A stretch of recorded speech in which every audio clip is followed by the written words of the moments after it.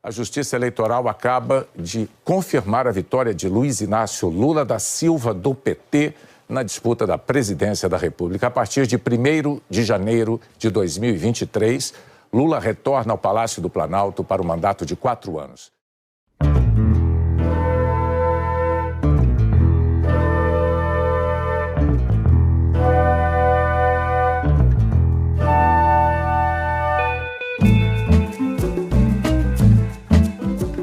Olá, começa agora o Pauta Pública número 51. Eu sou a Clarissa Levi e para quem está conhecendo o podcast agora, nosso desafio é trazer aqui conversas relevantes que ajudem a explicar o Brasil.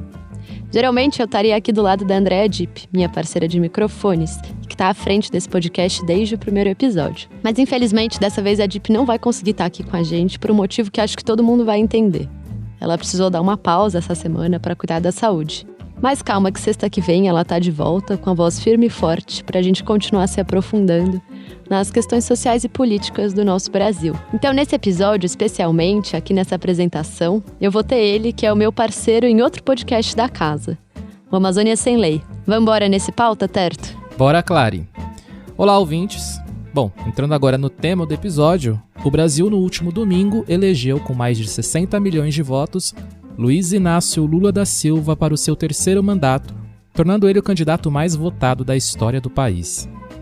Em poucos minutos, autoridades internacionais e nacionais já reconheciam o resultado do pleito, enquanto no Palácio da Alvorada, o candidato derrotado, Jair Messias Bolsonaro, se fechava no silêncio. Enquanto o barulho da festa de comemoração tomava conta de diversos cantos do país, em outros, os apoiadores do futuro ex-presidente começavam buzinaços e gritarias de que não iriam aceitar o resultado das eleições.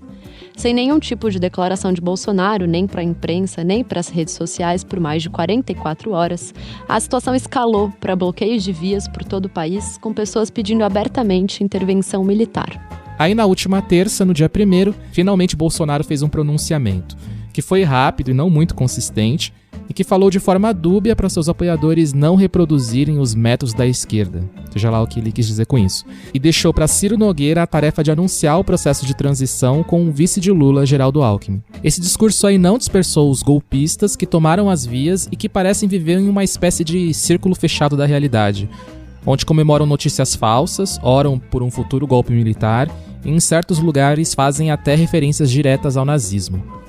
O que vemos agora no Brasil é um núcleo do bolsonarismo de forma explícita, uma espécie de tudo ou nada em que a gente não sabe onde isso vai dar. E vale lembrar que essa empreitada pelas estradas na ruptura institucional começa durante o próprio domingo, com a Polícia Rodoviária Federal cometendo ações ilegais concentradas em estados onde Lula era favorito. E vai até vídeos recentes, onde dá para ver policiais da Polícia Rodoviária Federal praticamente dando suporte aos apoiadores golpistas do Bolsonaro. Então, em resumo, as eleições passaram, mas o golpismo já se coloca no meio do caminho. Para refletir sobre esses acontecimentos, analisar como chegamos até aqui e pensar sobre os desdobramentos para o futuro, convidamos aqui para o pauta a cientista política Camila Rocha, que é pesquisadora no Centro Brasileiro de Análise e Planejamento, o CEBRAP, e que também é autora do livro Menos Marx e Mais Mises, Liberalismo e a Nova Direita no Brasil. Mas espera aí, rapidinho, antes de começarmos esse papo sobre os caminhos do país, vou aproveitar esse gancho para falar que o jornalismo independente, pautado pelos direitos humanos, ainda tem muito trabalho pela frente. E a Pública ainda precisa muito do apoio dos nossos aliados e aliadas. O que vai acontecer com Bolsonaro a partir de janeiro é ainda uma incógnita. Mas o que a gente pode cravar é que grande parte das explicações que ele poderá dar sobre os escândalos do seu governo partiu do trabalho de jornalistas que continuaram a apurar, apesar dos sigilos e das perseguições. Como foi o caso aqui do nosso editor Thiago Domenici, e ex-apresentador do Pauta, que foi ameaçado na última semana, depois de denunciar planos golpistas que tinham sido divulgados no Telegram. Nada pode calar o nosso jornalismo comprometido. Mas com a sua ajuda, a nossa voz pode chegar mais longe. Então, se você estiver aí com o computador ou o celular na mão, acessa aliados.apublica.org e vê lá como contribuir com o nosso trabalho e ajudar com que reportagens como as do Thiago e tantas outras continuem existindo. Bom, recado dado, bora pra pauta. Camila, muito obrigada de aceitar o nosso convite. Para mim também é um imenso prazer poder falar com vocês. Obrigada.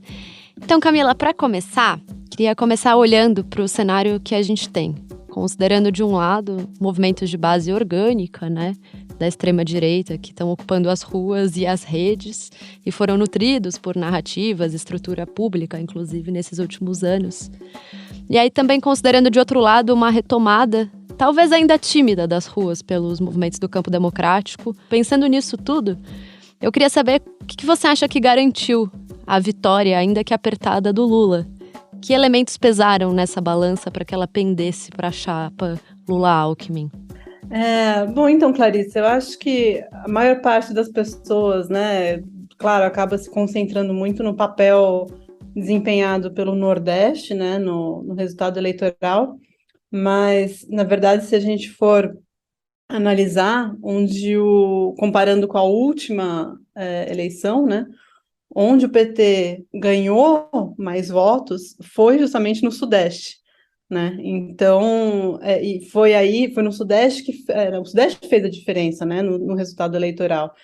E eu acho que a gente também sabe que a faixa de renda que é mais decisiva, né, para o resultado eleitoral é a faixa de renda de 2 a 5 salários mínimos, né? Porque são pessoas que tendem a se dividir muito entre, né, enfim, o PT e quem é oposição ao PT. Isso, né, historicamente, assim, nos últimos anos é uma tendência que a gente vem observando. Eu acho que existe a sensação de que um certo campo não consegue ler muito bem e captar a dimensão do bolsonarismo. Dá a sensação de que, do nada, o bolsonarismo aparece mais forte do que a gente tinha tido capacidade de prever. E aí eu queria te perguntar, o que você atribui isso, essa incapacidade de dimensionar a força do bolsonarismo? Olha, eu acho que, na verdade, o bolsonarismo ele é um fenômeno que ele foi desprezado desde o início, né? Então, desde o começo, eu lembro bem, assim, em 2017, início de 2018, né, o Bolsonaro já tinha ali 20% das intenções de voto, e a maior parte dos analistas achava que não era possível, né, que ele chegasse no segundo turno, e muito menos que ele ganhasse as eleições, né? E eu acho que esse mesmo desprezo continuou. Então, as pessoas achavam que, porque ele tinha uma rejeição muito alta, né, porque o desempenho, o governo era muito mal avaliado, né, o desempenho do governo era muito mal avaliado, então que as pessoas não iriam votar. Só que o problema é que, assim, primeiro que existe uma flutuação muito grande da opinião pública, né, principalmente pensando nos índices de aprovação e reprovação de governo de turno. Então, é só a gente pensar, por exemplo, na Dilma Rousseff, ali, no segundo governo Dilma Rousseff, ela estava com uma aprovação super boa, né, veio em junho de 2013 e despencou, assim, né, foi assim, puf. E depois também voltou. Então, essas flutuações, elas existem, elas fazem parte, então não dá para cravar nada, né, nesse sentido de falar, por causa, né, porque no mês tal a gente viu que não estava bem, tem uma tendência, não, isso aí varia. E eu acho que outra coisa que as pessoas também tendem a desprezar é o papel do antipetismo e da associação, né, que foi muito enfatizada, né, pela oposição ao PT entre Lula e corrupção, entre PT e corrupção, né, que as pessoas achavam que não ia vir com força, né, nessas eleições, que ia ser um grande tema, ia ser só economia, e, na verdade, não, né, uma grande parte do eleitorado, esse tema, ele é, sim, importante e decisivo na hora do voto. E aí, trazendo para agora, né, a gente está nessa semana marcada aí por tentativas golpistas, por manifestações, bloqueios de rodovias. Uma coisa que chama atenção nesses bloqueios é que talvez pela primeira vez as figuras-chave, assim, do bolsonarismo, Bolsonaro, Eduardo Bolsonaro, Carlos, não chamaram ativamente, ou pelo menos publicamente, para os bloqueios e para os atos. Por aqui chama atenção o nível de organicidade desses grupos no Telegram e no Zap, que se organizaram ali sem talvez essa liderança pública e tomaram, de fato, pedaços de rua e bloquearam as estradas. E aí eu queria ouvir de você, assim, como você acha que isso opera, se você tem uma análise sobre isso. Tem gente falando sobre um comportamento de seita, né, acreditando em mentiras, ou aquele caso das pessoas lá comemorando a suposta prisão do Alexandre de Moraes, tem gente indo para a rua com medo do satanismo, do comunismo. Mas como é que você vê essas mobilizações que têm um grau orgânico e espontâneo muito notável, né? Pois é, então, eu acho que vários pesquisadores, né, vêm acompanhando já esses grupos do Telegram, mesmo no WhatsApp ainda tem há alguns anos, e, num certo sentido, a gente já esperava que, né, houvesse algum tipo de manifestação desse tipo, então não é que foi exatamente uma surpresa. Agora, eu acho que o que é preciso entender, assim, é que esse grupo é uma parcela muito minoritária do universo de apoiadores do Jair Bolsonaro, né? E isso mesmo pessoas que são bolsonaristas convictas, né, fiéis, muitas vezes não participam, né? A maioria não participa desses grupos, desses canais, né? Então, realmente, as pessoas que estão ali são, enfim, pessoas que muito provavelmente passaram a se informar apenas por canais bolsonaristas, assim, apenas, né, só no ecossistema bolsonarista. Porque, por exemplo, se a gente conversa com, vamos dizer assim, um eleitor comum do Bolsonaro, um apoiador comum, ele fala que, né, óbvio, eles se informam pelos canais bolsonaristas, mas também acessa a mídia tradicional. Agora, essas pessoas, tendencialmente não, elas realmente ficam ali só no circuito bolsonarista.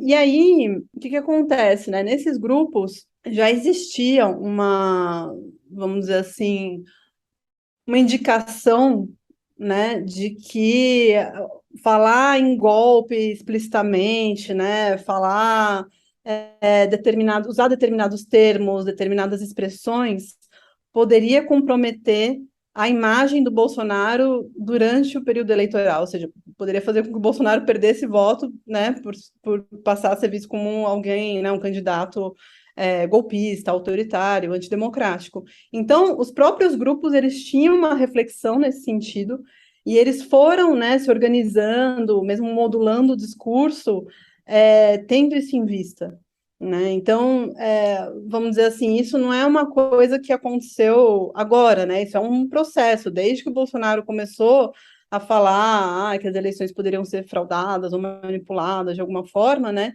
Esses grupos, eles já vêm, né, prestando atenção em determinados sinais e modulando o discurso deles. Tanto que nos bloqueios agora, né, a maioria dos cartazes fala em intervenção federal, né? Não fala mais, fechar o STF, nem tem o nome do Bolsonaro, né? Nem tem. Então, isso porque eles seguem instruções de, enfim, pessoas que são as organizadoras, né, desses grupos, que fazem esses, vamos dizer, são as principais comunicadoras que atuam dentro desses grupos e que, num certo sentido, dão ali acho que a gente pode falar, dão umas ordens, né? Num certo sentido, dirigem ali o pessoal que está ali. Camila, agora, para além do bolsonarismo, a gente tem um movimento de extrema-direita que pode, em determinado momento, abrir mão do capitão. Como é que você vê a capacidade do Bolsonaro de seguir hegemonizando esse movimento de extrema-direita? E de que forma ele pode estar perdendo o controle dele? Inclusive, pensando agora no que a gente tem assistido das movimentações golpistas, os bloqueios de via. Como é que você vê, assim, a figura do Bolsonaro enquanto pivô ou não desse movimento de extrema-direita? Não, de fato, assim, a figura do Bolsonaro, ela é muito fundamental para a organização desses grupos, né? Então, a liderança dele é muito fundamental. Então, por exemplo, ele mesmo falava, né, que se ele não saísse vitorioso das eleições, as opções que ele tinha era sair morto ou preso, né? Então, por exemplo, se isso de fato ocorrer, né, eventualmente uma prisão, por exemplo, do Bolsonaro, claro que com certeza vai afetar, sim, o movimento, né? Vai afetar esses grupos mais radicais. Agora, eu acho que o que é mais importante é que o bolsonarismo, ele, na verdade, organizou, né, uma extrema-direita no Brasil que antes não estava organizada. E que tem pautas, né, específicas, que defende um programa específico, né? Então, eu acho que isso provavelmente vai, sim, ter uma continuidade a despeito da força da própria liderança do Bolsonaro. Agora, claro, né, aí é sempre uma questão, a gente sabe que vai ter continuidade, mas a gente não sabe, né, qual a força que vão ter esses grupos, né, em que medida que eles vão conseguir continuar mobilizando, né, de fato, milhares de pessoas, né, isso que ainda não tem como saber, porque depende muito do que for acontecer nos próximos anos, mas, assim, que agora a gente tem uma extrema-direita no Brasil e que isso vai durar bastante tempo, acho que isso é uma coisa que a gente pode falar com uma relativa certeza. E uma coisa que eu já li em textos seus e que eu acho bastante interessante é pensar que a realidade de hoje, todo esse arcabouço, né, de ideias da extrema-direita não surgiu, né, com o Bolsonaro. Você acabou de falar que ele organizou isso, mas eu queria pedir para você fazer um apanhado para a gente de como, nos seus estudos, você vê a formação e o aparecimento dessa nova direita extrema, radical. Pois é, então, na verdade, assim, o que é interessante é que vários desses discursos, né, que hoje a gente vê os apoiadores do Bolsonaro utilizando, né, falando abertamente, eles começaram a circular com maior força na internet ali por volta de 2005, 2006, né, que foi o mesmo ano em que estourou o escândalo do que ficou conhecido como Mensalão, e também era a época em que uma outra rede social era a rede social mais popular no Brasil, né, antes do Facebook, que era o Orkut. Então, por exemplo, lá no Orkut já tinha comunidades, né, do Olavo de Carvalho, tanto a favor como contrárias, já tinha comunidades falando, né, esses temas de direita, então sobre, né, ditadura, mas também sobre, né, liberdade de mercado, enfim. Então, num certo sentido, estava tudo ali já, sabe? Só que, claro, os extremistas, né, as pessoas que defendiam volta da ditadura militar, né, intervencionismo, eram muito minoritários mesmo, né, isso pré-Bolsonaro. E essas pessoas continuaram a ser minoritárias, por exemplo, se a gente for pensar na época do impeachment, né, dos movimentos de impeachment da Dilma Rousseff, esses grupos continuavam a ser minoritários. Então, até teve um acampamento que foi feito no gramado do Congresso, né, pedindo pela derrubada da Dilma, e esses grupos radicais, eles foram expulsos pelos outros militantes, justamente porque eles eram, né, muito extremistas e estavam causando confusão ali.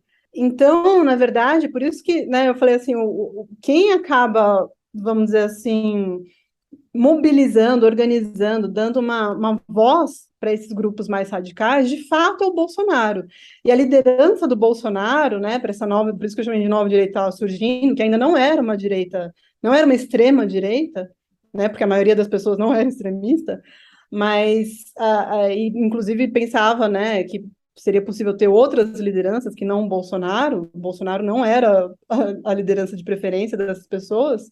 Mas é isso, o Bolsonaro acabou saindo na frente, acabou se consolidando, né, ali mais ou menos entre 2016 e 2017, né, com uma candidatura que provavelmente iria ter um melhor desempenho, e aí todos esses, né, temas, né, de, enfim, valorização do legado da ditadura militar, de, né, as pessoas serem muito enfáticas em relação à rejeição, né, ao avanço de debates sobre gênero e sexualidade, tudo isso vem muito forte por conta da figura do Bolsonaro. Então, ele que, num certo sentido, acelera e faz com que isso cresça, né? Então, ele é o grande responsável pela organização dessa extrema-direita, que era uma coisa que não estava dada. Quer dizer, sem o Bolsonaro, talvez a gente não tivesse extrema-direita, talvez esse pessoal mais radical, enfim, não conseguisse ter a voz, né, e o impacto que tem hoje. E aí, te ouvindo falar sobre isso, eu fiquei pensando no outro campo, né? Se a gente tem ali o Bolsonaro sendo hegemônico no campo da direita e essa extrema-direita estando com a mais forte, como é que você analisa o outro campo? Se a gente for pegar o campo democrático, quem que está hegemonizando? É um pouco mais à esquerda, não é? Como é que é a sua leitura sobre isso? Sobre essa correlação de forças no que foi ali essa frente amplérrima da candidatura do Lula? Pois é, então, o que acabou acontecendo é que o Lula, ele fez um movimento de colocar, né, para dentro da chapa dele essa frente ampla, né, principalmente na figura do Geraldo Alckmin. E aí, claro, uma vez que, né, se encerrou o primeiro turno, outras figuras, né, vieram a apoiar a chapa, por exemplo, né, a própria Simone Tebet, enfim, o partido do Ciro Gomes, né, o Ciro acabou não ficando, o apoio dele não foi tão explícito, né, como o da Simone, mas enfim, também estava ali.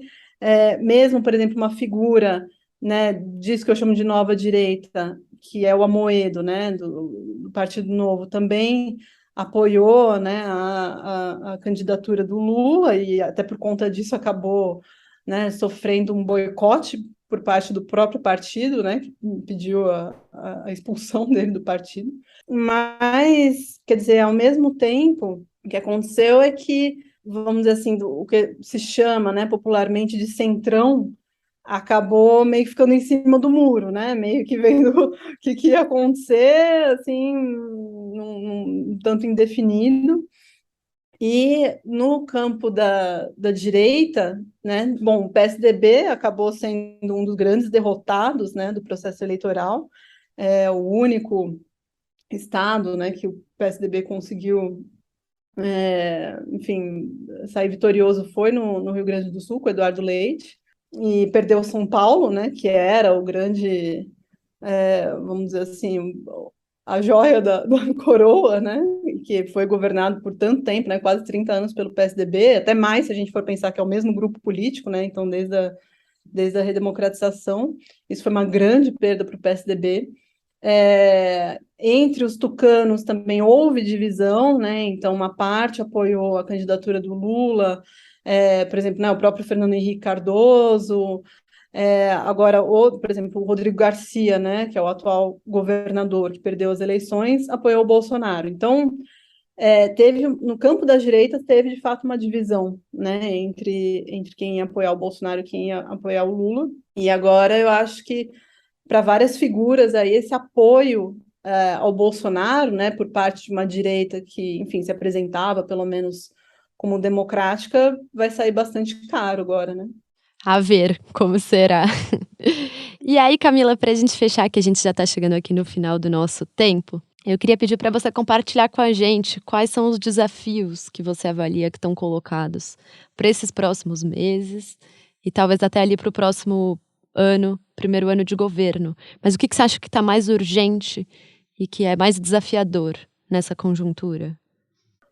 Olha, o que eu acho que é mais urgente e desafiador é justamente a gente, enfim, fazer um processo, né, de transição agora, né, de um governo para o outro, com uma extrema-direita que está, né, enfim, que não aceita o resultado, né, e que está aí fazendo protestos nas ruas, né, está participando desses bloqueios e que, enfim, tem força, né, tem poder de mobilização.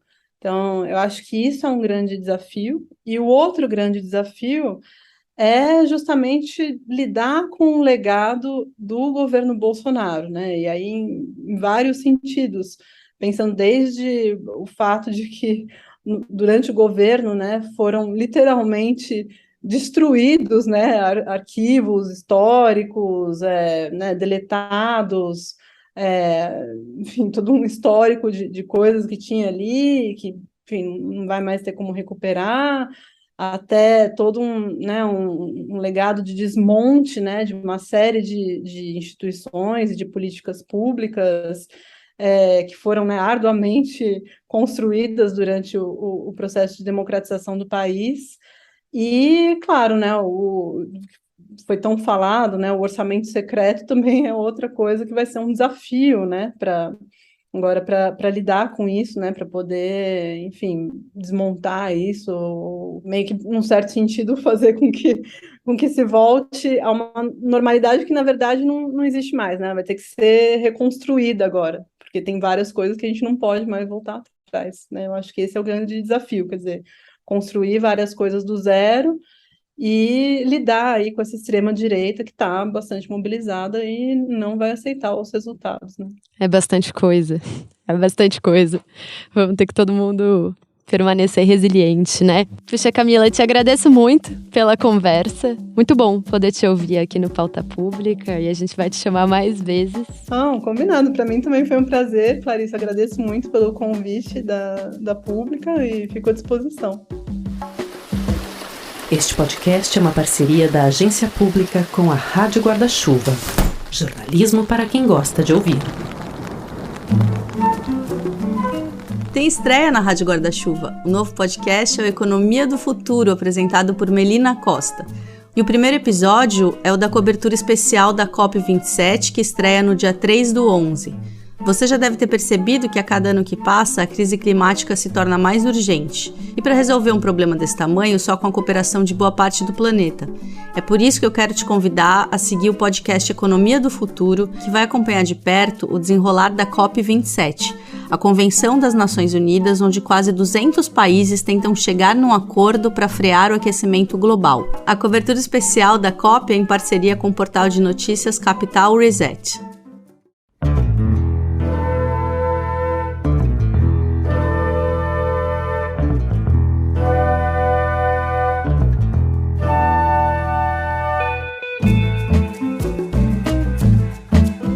E chegamos no fim de mais um Pauta Pública. A nossa programação aqui para esse pós-eleições está caprichada, como foi antes das eleições. Então, fica a dica.